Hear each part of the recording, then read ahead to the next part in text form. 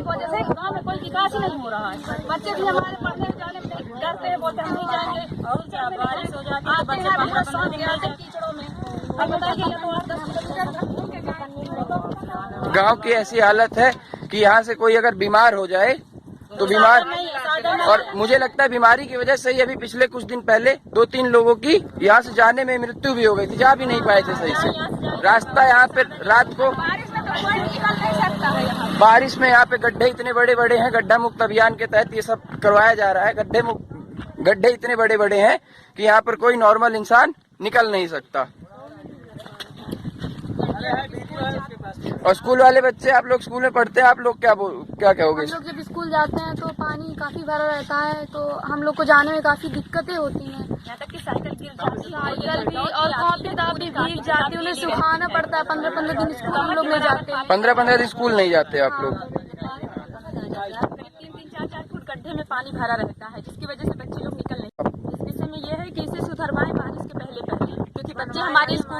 अच्छा, इलेक्शन से पहले विधायक जी यहाँ पर आई थी, कृष्णा पासवान जी, उन्होंने क्या बोला था? जब वो इलेक्शन से पहले आती है तो वादा करके जाती है कि इस बार हम चुनाव जीतेंगे तो आपकी ये रोड बनवा देंगे, और जैसे ही चुनाव जीत जाती है फिर उन्हें याद नहीं रहता कि हमें रोड बनवाना आती है। ऐसा नहीं है, लेकिन आती है, जब भी आती है तो कह देती है ये मेरे क्षेत्र में नहीं आता, ये कौशाम्बी जिले में आता है। तो उनको बोलना था ना। अच्छा, उनको ये नहीं पूछा गया कि कौशाम्बी जिले का है तो क्या आप नहीं बनवाओगे? आपने कौशाम्बी जिला के विधायक को, हम लोग कहाँ विधायक जी के पास जाते हैं, भाई जी जाते हैं तो मिलते हैं, हम लोग उनसे कहाँ मिल पाते हैं।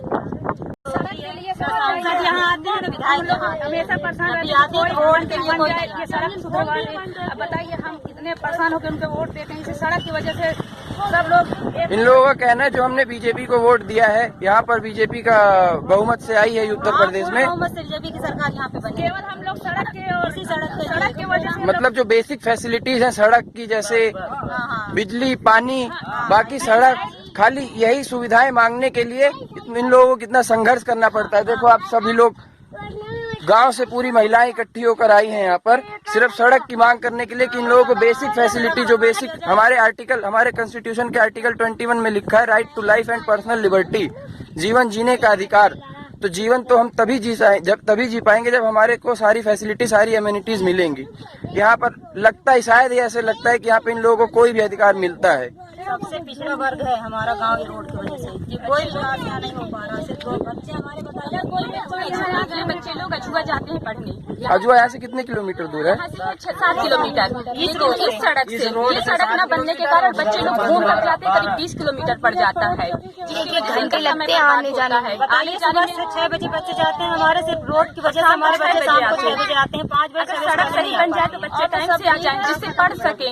बारिश में और बहुत बड़ी गंभीर समस्या है कि पूरे गांव को जोड़ने के लिए जीटी रोड से, मुख्य रोड जो यहाँ की जीटी रोड है, पूरी एक यही सड़क है जो 1.5 किलोमीटर की दूरी है यहाँ से मुख्य रोड की। लेकिन अगर दूसरे प्रधानमंत्री ग्रामीण सड़क योजना के तहत अगर दूसरा रोड जो ग्राम प्रधान ने बनवाया है, उस रोड से अगर जाया जाए तो 8 से 10 किलोमीटर घूम के जाना पड़ता है, और वो भी जंगल के बीच में से जाना पड़ता है जहाँ पर बहुत सारी समस्याएं आती हैं, और वो रोड भी टूटी हुई है। और वो रोड दूसरी बात ये है कि वो रोड भी पूरी की पूरी टूटी हुई है। तो इन सब लोगों का यही कहना है कि जो 1.5 किलोमीटर का रास्ता है, इसको बनवा दिया जाए, और ना कि इस उलझन में रखा जाए कि ये कौशाम्बी की है, ये फतेहपुर की है। और जो लोग भी बताइए, हम बॉर्डर और यहाँ पे तो क्या हम जीवन जीना छोड़ दें? हमारे कोई समस्या नहीं है तो उसका समाधान अगर एक बार आ जाता है हमारे बॉर्डर में रहते हैं तो दोबारा इस गाँव में आने का नाम नहीं लेते हैं। बिल्कुल सही बात है। यहाँ पर जो भी गाँव में नहीं आने बोलते, बताइए, रिश्तेदार लोग नहीं आने बोलते। हम लोग अगर कोई बीमार हो तो आदमी लोग साधन नहीं है, अगर कोई किसी कांड हो जाए तो यहाँ साधन की वजह से कोई आता नहीं है। तो यहाँ की कंडीशन ऐसी है, यहाँ की सिचुएशन ऐसी है कि यहाँ पर बेसिक फैसिलिटीज के नाम पर जो सड़क की सुविधा मूलभूत सुविधा होती है, वो ही नहीं है लोगों के पास। हमें सड़क की बहुत जरूरी है, जिस तरह का कि सड़क बनना चाहिए। जब हमसे वादा किया है कि सड़क बनेगा तो इसको बनना चाहिए, बच्चों आगे भविष्य के लिए बच्चों की चाहिए हमें सड़क। और आप लोगों का क्या कहना है? आप लोग हमेशा आते जाते रहते हो, इस रोड का यूज करते रहते हो, आप लोग क्या बोलोगे इस विषय पर? केशव प्रसाद मौर्य जी आए थे, 2.5 साल के लिए हुए थे कौशाम्बी में, तो ये तय हुआ था कि ये दोनों लोग मिलकर इस रोड को बनवाएंगे, लेकिन ऐसा संभव नहीं हुआ है। जब भी कहा गया, इन लोगों के पास गया तब कभी ऐसा नहीं हुआ या इन लोगों ने कभी इस रोड के लिए कभी कुछ सोचा ही नहीं है। और हम लोगों को कितनी समस्या होती है, इस गांव के बच्चे न पढ़ पाते हैं, न कोई जॉब कर पाते हैं, न किसी को ये पता है कि हमको अपना नाम कैसे लिखना है, जब जाने की सुविधा ही नहीं है। उधर से जाने के लिए जब 20 किलोमीटर का रास्ता बच्चा तय करके सुबह जाएगा तो शाम को आएगा तो पढ़ेगा कि सो जाएगा सीधा। सिर्फ इस रास्ते से बच्चों का बहुत फायदा है, बच्चे भी पढ़ने लगेंगे। बूढ़े बुजुर्ग जो जाना चाहते हैं कहीं वो नहीं जा पाते हैं खाली इस रास्ते की वजह से। आपका क्या कहना है? आप ये जो रोड है बना हुआ आपके गांव से, मुख्य रोड जो यहाँ से अजुआ तक जोड़ता है, इसकी दूरी मात्र 2.5 से 3 किलोमीटर है। और यहाँ पर बोला गया, यहाँ पर बता रहे हैं लोग, और यहाँ पर जैसा देखा गया रोड की सिचुएशन ऐसी है, गड्ढे जगह जगह गड्ढे हैं।